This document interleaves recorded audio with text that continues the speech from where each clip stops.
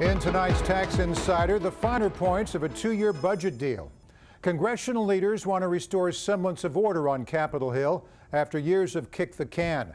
They're on the verge of an ambitious two-year budget and debt agreement.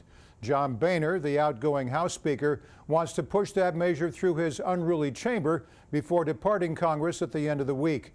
It seems like progress, but is the budget a good deal for taxpayers?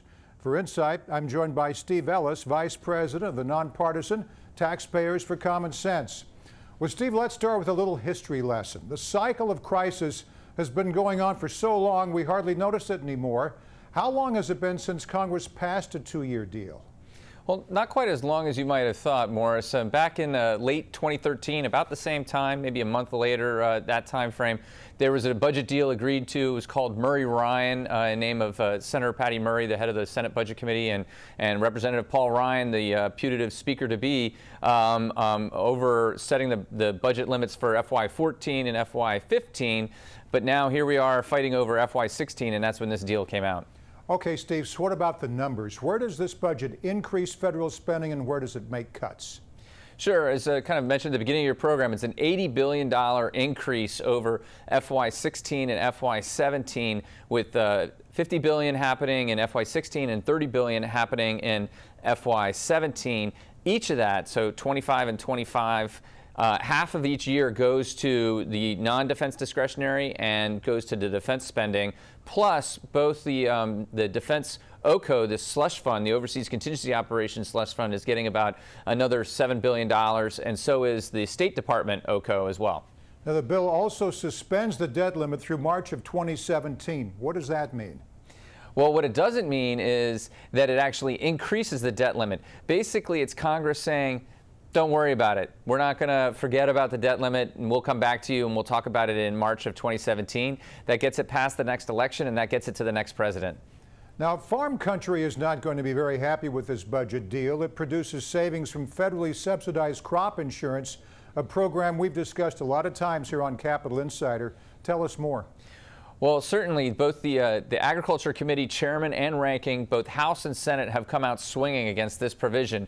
But essentially, this is they thought they had figured this all out when they locked it up in the 2014 Farm Bill and said you can't get any more savings from this. It has to stay within the program. Well, you know, any law can amend a previous law, and so they're basically saying we want to reopen this. We want to negotiate with the insurance companies that actually sell the federally backed insurance and try to get a better deal for taxpayers, and we think it's well past that time. Now, there's a lot going on in this 144-page document. Your team is still digging through it. So far, what grade would you give this budget? Well, clearly we had to do something about the debt limit. We were coming up to that on the 2nd or the 3rd of November. That was the full faith and credit of the government. We have to deal with that sort of issue. So I can't give it a failing grade, but I probably would give it a D, because a lot of the offsets and the things that they're trying to use to increase the spending, we're not going to see those savings, if ever, but probably for like 10 years or more. Where do we stand with entitlements, Social Security, Medicare, all the other things?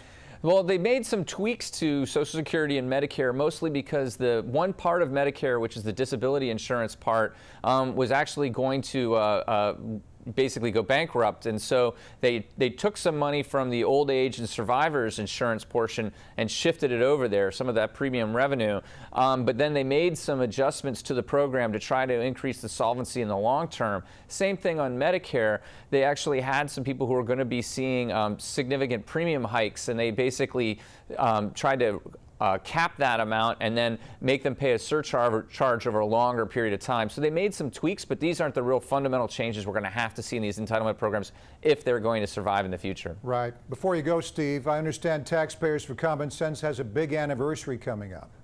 That's right, Morris. I mean, we're 20. We're not quite old enough to drink, but we're 20 and we're celebrating.